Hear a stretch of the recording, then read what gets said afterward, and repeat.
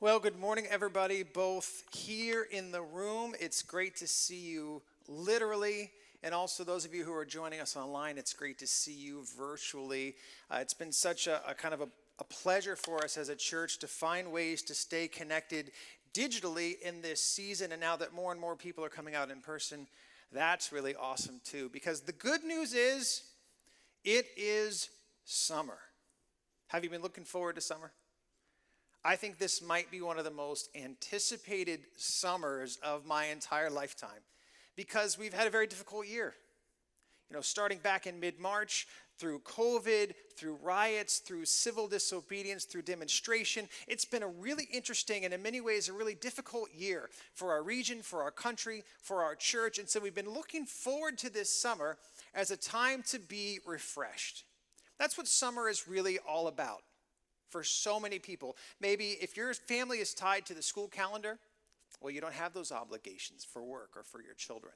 Or if you have a different type of job, you can probably get some time off, you can travel, and you can do some different things. And yet we're still not having the type of summer that we're used to, although we're trying. I heard last Sunday, and I know this was none of you because all of you last Sunday at 10:30 a.m. were either here in this room or were home streaming worship live on your couch. But I've told that by 8:30 a.m. last Sunday morning, many of the beaches in Long Island, both Nassau and Suffolk County, were already closed because they were at capacity at 8:30 in the morning. Because we're trying to have a summer as best we can. And as a church, we're picking up that theme because the concept of refreshment is absolutely scriptural. Going back to the very beginning of God's people, we were taught the need for Sabbath, the need for rest, and there are other traditions and practices in the Old Testament, the year of Jubilee and other things where there was intentional time built into the calendar to recharge and to refresh because it is absolutely necessary. Because up until this point as a church, we've talked about how to get through a crisis, how to maximize the opportunity of crisis, how to kind of manage the crisis that we're in. And now we're starting to take a different approach to say, now it is time to be refreshed. Because if we do not refresh ourselves, number one, we cannot continue to maintain the pace that we've been on. And number two, we will struggle, we will fail, and we will sin in cataclysmic and giant ways because we completely used ourselves up. So we are going to refresh ourselves with this series we're calling Refresh Summer in the Psalms. And I'm feeling now like we should have spelled summer with a P, because that would have had like a better tie-in, like summer with the Psalms. Or maybe we should have spelled Psalms with an S. I don't know if that's up to us, though. Can we spell Psalms with an S? Is that allowed? I guess not. So we have to go with just the audible alliteration of summer in the Psalms, refresh. And we'll be studying the book of Psalms. Now, why? Psalms are unique, and many of you have heard me talk about this before. Psalms are poetry. The Bible is made up of different types of literature in different books. Some books are teaching, very hard-hitting instruction. Some books are history, telling you that what happened to God's people. Some are law, some are prophecy, and some are poetry. And because we're studying poetry, it would have all the hallmarks of poetry that you would expect. It's very emotional. It's very gut-wrenching. It's very honest. You'll see that there are times in the Psalms when the authors will cry out. They'll ask God difficult questions. Where are you? Why aren't you helping me? Why are my enemies winning? You'll hear other times that the psalms, the poets, they will have kind of great celebration and great excitement because we see this emotional gamut that exists in really in any type of artistic movement, right? That's the goal, is to take that which can't quite be expressed and figure out a way to express it in the best way that it can be. That's why people write music. That's why people paint. That's why people create sculptures. That's why people write poetry. And these poets, their work has been preserved in the Psalms. There's a number of Psalms, of course, about half of them are written by David, including our main Psalm that we're discussing today. They're also written by other people. Often they were set to music, and we're trying to figure out how they were used in the history of God's people. But we know that it's the poetry. And how do you know it's poetry? Well, really, you know that because of the way that it's written. Hebrew poetry is known for a concept called parallelism. Okay? Hebrew poetry doesn't rhyme. This is not a roses are red, violets are blue type of situation. It's different. The poets have laid it out, and they use parallelism. They use two lines to express their thought. And let me give you an example. This is a very famous psalm that you may have heard before, and it just talks about who God is. And it says, "The earth is the Lord and everything in it, the world and all who live in it." Okay, look, line 1, the earth is the Lord's and everything in it. Line 2 says the same thing, the world, earth, world, and everything in it. Line 2 reflecting line 1. Next statement, "For he founded it on the seas and established it on the water." See, these say the same thing. He founded, established, seas, waters. So we're interpreting this, we always have to take the parallelism in mind. Like you can't try to pick it apart. Like here, the world is everything, lives in it is God. Does that mean that that which isn't living isn't his? No. This is an extension of everything. So we see this parallelism is how we understand the poetry of the Psalms. The Psalms are actually 5 different books. If you read through the Psalms, and I hope you will this summer, I just started a YouVersion reading plan last week that's going to take you through the Psalms, I think, in 40 days, something like that. I started it 4 days ago, so I'm only 2 days behind, and that seems about right. But I'm going to read through the Psalms this summer, and you'll find that they're in 5 different books. And if you read through it, it'll say the heading, Book 1, Book 2, Book 3. Why 5? Well, we think there are 5 books of Psalms to kind of match the 5 original books in the Bible, the Pentateuch, the books of the law written by Moses. This is Genesis, Exodus, Leviticus, Numbers, Deuteronomy. For the Jewish people who preserved the Old Testament scriptures, that was their foundation. That was their law. So these are sort of the 5 books that would complement those books. And the Psalms are laid out as a story. They're laid out beginning with God and his majesty and his power. Man's failure, which sent us into exile, which for Israel was literal. They lost their land. They were deported. And then the return back to God. And this is not only the story of Israel, but it's actually our story as well. God is perfect and good, but we left him because of our sin. But God is bringing us back to himself through the revelation of who he is. So importantly that Jesus was trying to explain the Psalms this way. He said, "Everything must be fulfilled that is written about me." This is Jesus speaking. "In the law of Moses, the prophets, and the Psalms." Right from the beginning, Jesus is saying, these Psalms, they point to me, and I'm here to fulfill them. That's a powerful statement that the Psalms sit on top of, that Jesus said they point to me.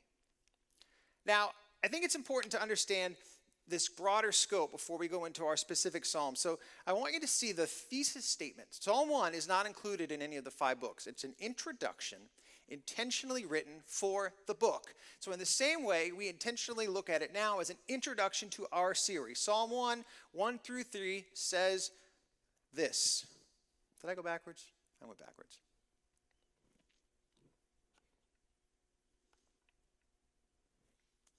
"Blessed is the one whose delight is in the law of the Lord. Whatever they do prospers." This is kind of a truncated, bulleted statement of the larger passage that says, "Blessed is the one who does not walk in step with the wicked, or stand in the way that sinners take, or sit in the company of mockers, but whose delight is in the law of the Lord, and who meditates on his law day and night. That person is like a tree planted by streams of water, which yields fruit in season, and whose leaf does not wither. Whatever they do prospers." Again, simplified. Blessed is the one whose delight is in the law of the Lord. Whatever they do prospers. And there's a tension that exists in this statement which does not come naturally to us as people, and that's very simply delighting in law. We tend to view law as being restrictive, as being authoritarian, as being totalitarian, as being oppressive, that the law is reducing our freedom. And so for us to say we're delighting in the law seems to be contrary to the nature that's been built into us. Who delights in rules, structure, and order? This is not what we've been taught. Why do we love summer? Summer is a little bit less structured. Your schedule's probably a little bit more open because the weather is better. You probably have more options to be inside and be outside. We view the lack of structure as freedom. And so it's difficult for us to really talk about what it means to delight in the law. And if we start to tease it out a little bit, maybe we say, well, maybe what it really means is blessed is the one who follows the law. This is the kind of the pleasures of a good conscience. Maybe you can have a sense of settledness and a sense of pride that you've learned how to follow the law. But clearly it says delight. So that can't be it. Or maybe it's just someone who appreciates the law. Like one person might appreciate history, or one person might love math, or one person might, just their passion is philosophy. And it's like another person, well, this is someone who just loves the law, right? I mean, these are people who would become attorneys or judges, right? Because they love the law. But it doesn't say that. It doesn't say those who love and appreciate and respect. It says those who delight in the law. And so we have to figure out, if we're going to really be refreshed, how we can understand what that means to actually delight in his law. And so the psalm that we're going to look in an in-depth way this morning is Psalm 19. I would love it if every single person would turn to Psalm 19, either in your print Bible or on your device, for two very simple reasons. We're going to read the whole chapter together, and I think if you don't have your own copy of Psalm 19 that you can read, you're going to feel a little left out. It might even be a little bit boring and long to you. Second of all, I want you to see the parallelism. Because now, look at your Bible. Look at how it's formatted. You can see the two lines. In fact, we've talked about this in my Bible class. There are a lot of books of the Bible that go back and forth between just regular narrative, story, and poetry. And this is how the translators and the publishers let you know that a poem has broken out, because the formatting will change. So do you see it there, how the lines are complete, that there's semicolons and commas and all these weird indents and line breaks? That's poetry, okay? So as you read the Psalms this summer on your own, consider how that matters and how it all factors in. If you're on our Church Online platform, there's a Bible tab you can use right there. Just click on it. If you're joining us on Facebook, well, the best thing you can do is jump over and join us on our website. The second best thing you can do, grab a device or another tab and open up to Psalm 19. All right, I'm going to read the entire chapter, and I want you, when we get to verse 14, the last verse in this chapter, I want you to read it out loud with me, whether you're in person or you're home. We're going to read verse 14 together as a prayer. From the top. The heavens declare the glory of God. The skies proclaim the works of his hands. Day after day they pour forth speech. Night after night they reveal knowledge. They have no speech, they use no words, no sound is heard from them. Yet their voice goes out into all the earth, their words to the end of the world. In the heavens, God has pitched a tent for the sun. It is like a bridegroom coming out of his chamber, like a champion rejoicing to run his course. It rises at one end of the heavens and makes its circuit to the other. Nothing is deprived of its warmth. The law of the Lord is perfect, refreshing the soul. The statutes of the Lord are trustworthy, making wise the simple. The precepts of the Lord are right, giving joy to the heart. The commands of the Lord are radiant, giving light to the eyes. The fear of the Lord is pure, enduring forever. The decrees of the Lord are firm, and all of them are righteous. They are more precious than gold, than much pure gold. They are sweeter than honey from the honeycomb. By them your servant is warned. In them, in keeping them, there is great reward. But who can discern his own errors? Forgive my hidden faults. Keep your servant also from willful sins, that they may not rule over me. Then I will be blameless, innocent of great transgression. Read this with me. May these words of my mouth and this meditation of my heart be pleasing in your sight, Lord, my rock and my redeemer. Psalm 19. As I was studying this week and starting to work on this sermon and this series, I came across, there's a book by C.S. Lewis called Reflections on the Psalms, and it's very, very good. And in there, C.S. Lewis says that he believes this may be the finest poem that's ever been written, certainly in the Psalms, and maybe in the course of all of human history. So when you read something like that from C.S. Lewis and you get to pick first in the series what your text is going to be, you get very excited when you see things like that. And then you feel bad for everyone else who has to preach because you just took literally the best psalm. Sorry, not sorry, okay? So Psalm 19 is unbelievable in its depth and its breadth and what it explains about God and who he is. And it's in three principal sections. Remember, this is carefully crafted. Section 1 is God's revelation through creation. And the psalmist went to great length. He was talking about the sun and the moon and the stars and the way that they reveal God's character and his grandeur, that by experiencing his creation, we can see who he is. In the way that, a champion runs his course with strength and pride. This is the way that the Son announces who God is. When we experience his creation, we can clearly and quite evidently see who God is. I hope for you this is actually part of your summer. Have you experienced that feeling when you see a beautiful sunset? Or when you're at the beach, and socially distant, of course. You're at the beach and you see the waves. Or you take a hike up at Bear Mountain. Or you go to a national park. It's not coincidence, and it's not even, concurrence that you just happen to enjoy these settings when you're in them. God has designed his creation to reveal who he is to you, to us, to his creation. That he says, look at who I am. You can see who I am because of what I have done. And Paul talks about this in the New Testament in Romans chapter 1, right at the beginning. He says, for since the creation of the world, God's invisible qualities, his eternal power and his divine nature, have been clearly seen. How? Being understood from what has been made, so that people are without excuse. Paul is saying you can see so much about who God is just from the creation that he has revealed to us. And so when the poet is talking about this, he's describing to us, this is who God is. You can see it from his creation. And to the original audience of the poet, there would be another point that is a little bit lost on us, but was incredibly important in its time. The poet is also reminding that the creation itself only reflects God. We would never worship the creation. Because in those days, some would worship the sun as God. Some would worship the moon as a god. Some would worship the stars and the pantheon as types of gods and types of symbols and zodiac and all of this. And they were kind of getting distracted by the beauty of the creation and saying, wow, I'm going to worship the creation. And the poet David is saying, no. The creation reflects who God is. In our day, we struggle with this same concept in a different way. Many in our day will deny that God was involved in the creation of the world. But if we deny God's involvement in the creation of the world, we have denied ourselves one of the main ways that he has revealed to us who he is. So the creation is the general revelation of God. And so why can it be so refreshing to stand in nature?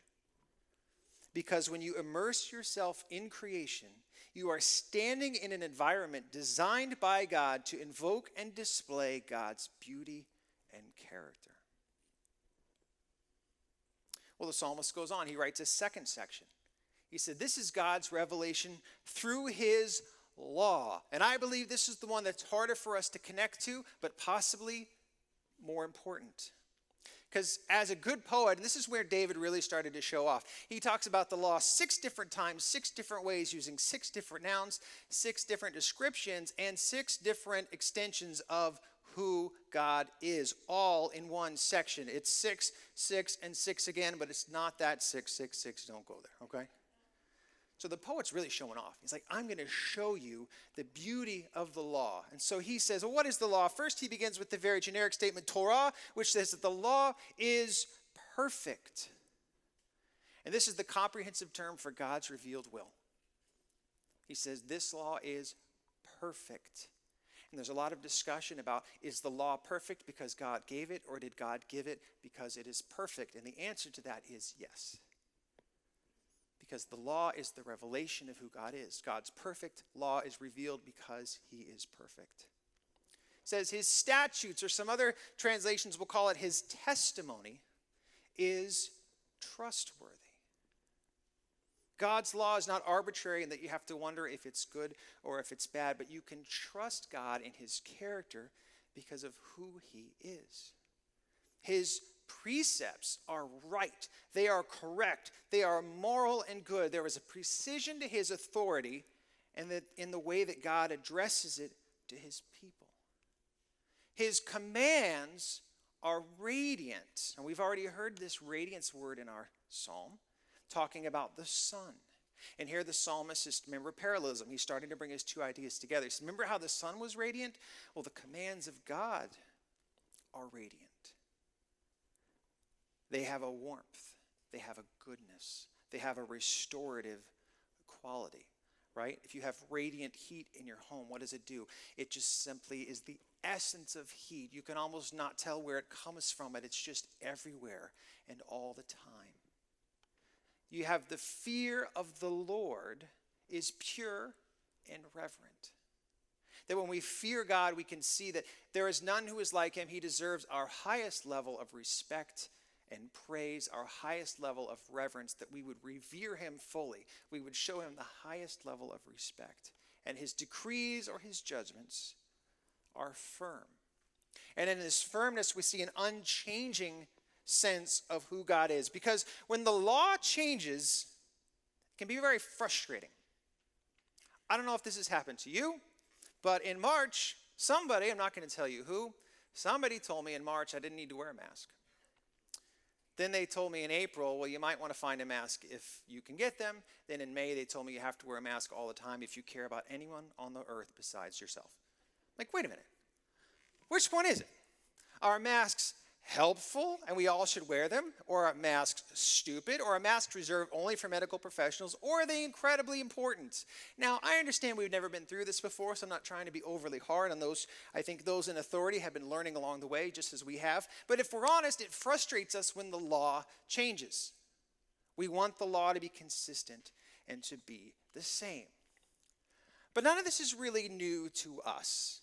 We understand in some sort of intellectual head level that this is what the law of God looks like. But the poet on each line decided to explain the benefit of the law, or what I think may quite possibly be the beauty of the law.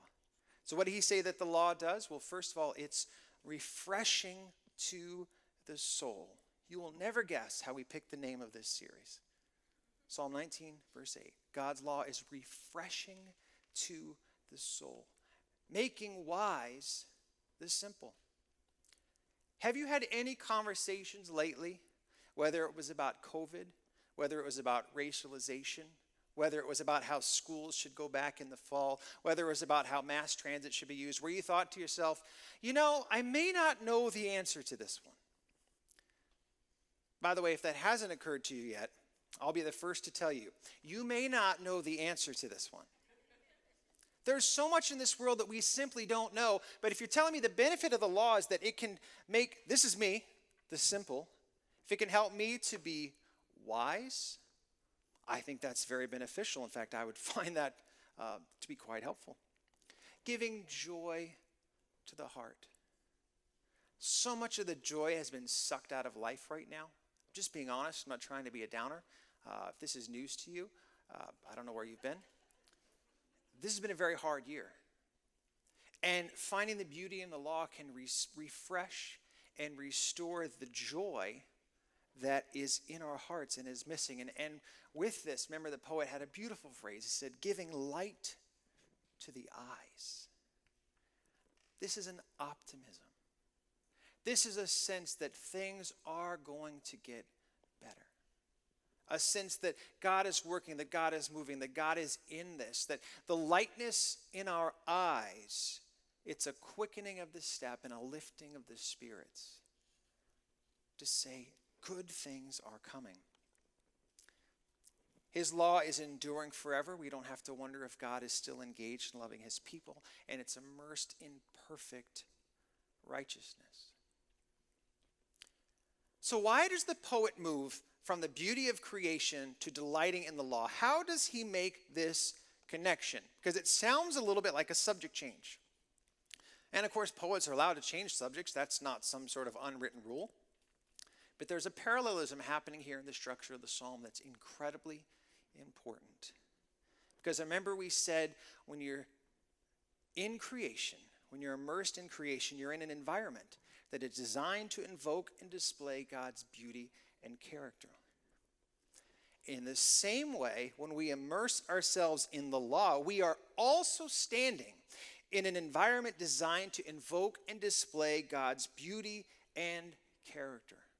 The law is as beautiful as creation because it is how God has been made known to us. And when we learn to delight in the law, we learn so much more about who God is. You know, so many people think that faith, the Christian faith, is about becoming the best version of yourself. It's not. It's about learning to become as much like Christ as we can. And that comes from delighting in the law, that seeing the beauty of his revealed character and goodness that can only be seen to us through the law. And when we choose to live in and among and under the law, there's a delight and a freedom that comes in us as we learn to delight in the law. One of the big moments in the life of any American person and many people in the world is when you learn how to drive. It's a very exciting point in life because being able to drive the car is one of the most freeing experiences that a person can have, because you can now suddenly go anywhere you want to go. Those of you who drive, there's nothing stopping you right now from driving to Montauk to see the lighthouse. There's nothing stopping you from going to a national park. There's nothing stopping you from going anywhere that you want to go. I know there's some temporary COVID restrictions, but if you're a driver, you have incredible freedom available to you. But driving is one of the most restricted and restrictive activities that exists anywhere. First of all, if you want to drive a car, you're going to have to practice, you're going to have to study, and you're going to have to pass a test that you're able to drive a car. You don't even have to do that to become a parent, right? But if you want to drive a car, you have to pass this test and demonstrate that it's possible. Once you start driving, it's incredibly restrictive. You cannot drive wherever you want. There are only certain places that you are allowed to drive. You must drive on the roads that have already been made. You cannot make your own, at least not in this area that we live in. You certainly cannot make your own road if you want to drive from here to the city, because you will sink your car. You must adhere to one of the few possible ways that are available to you. You have to drive certain speeds. You have to drive certain directions. You have to drive certain equipment. The car that you drive was pre-approved before it was ever manufactured, and as you know, you have to have it rechecked every single year that it's still worthy of being on our roads. When you're in your car, you have to use safety equipment, whether you like it or not. There are restrictions to how many people can be in your car. This is unbelievably bureaucratic, legislated, and structured. However, if we choose to participate in the driving system, we enjoy incredible freedom. And if we're charitable, you will see that each structural step along the way, that you have to stop at a light that's red, that you must wear your seatbelt. Each one of these regulations is actually a delight to you because it makes the experience safer for you, which preserves your freedom. And in the same way, we can learn to delight in the law. Because when we delight in his law, we can see the freedom that comes when we choose to live in and under the way that God has taught us to live. And in fact, that's how this psalm ended. If you remember, section 3 was just a couple of simple prayers where the poet asked God to bring his life into alignment with God's revelation through creation and through the law. He said, please forgive my accidental sins. He said, please forgive the sins that I continue to do on purpose, my addictions, my struggles, my rebellion. And then he ended with that prayer that we all read together, that the words in our mouths and the meditations of our hearts are pleasing and acceptable. Because when we choose to live under this revealed character of God, we see the incredible delight and freedom that's found in it. Beyond that, you and I have an opportunity now that was actually not available to David when he wrote this psalm. Because David said, we have two incredible revelations of God, his creation and his law, both delight, both beautiful, both revealing who God is. But then a time later, the person of Christ came. And Jesus explained who he was. He said, I didn't come to abolish the law, I came to fulfill it. And the epistles talk about Jesus as being the firstborn over all creation, that everything was created by him and through him and for him. Because, see, the fulfillment of his creation and the fulfillment of his law is the perfect person of Christ, which has now been brought together for us to see and love and to experience and to begin to live. The writer of Hebrews, he says it this way. He says, in the past, God spoke to our ancestors through the prophets at many times and in various ways, like Psalm 19. But in these last days he has spoken to us by his Son, whom he appointed heir of all things, and through whom he also made the creation, also made the universe. The Son is the radiance of God's glory and the exact representation of his being, the fulfillment of the law, sustaining all things by his powerful word. So we have this incredible opportunity to us as we see who God has revealed himself to be through his creation, through his law, and then completely and fully through his Son. So our prayer for you this summer, quite simply, is that you will be refreshed. And we're going to talk about, concrete ways we can do that through prayer, through Bible reading, through changing the pace of your life, through changing the focus of your priorities. And for each of you, it will be different. But know that God has revealed himself to you personally and individually. If you feel like God is far in this difficult season, you're not alone. If you feel like times have never been this hard, you're not alone in that either. But know that God has met you here. He has revealed himself to you with his love, his affection, and we choose to delight in the law because it is the beautiful display of who he is. So let's pause and let's pray together. God, we're so thankful for your revealed spirit of who you are. That when you created this world, you created it to be beautiful and to be good and to be perfect. And we know that sin has broken this world, and because of sin, there's pain, there's heartache, there's sickness, there's frustration. And there are times for us that it's difficult to see that the creation is perfect. But we know that you created it perfect, and we broke it. In the same way, God, you created your law, and it is perfect. Yet we break your law as well. Forgive us for the times, God, that we have broken your creation and we have broken your law.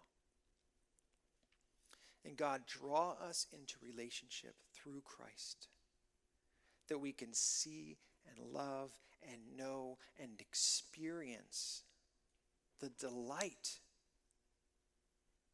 in our hearts that comes from being immersed in who you are. God, refresh us this summer, I pray. In Jesus' name, amen.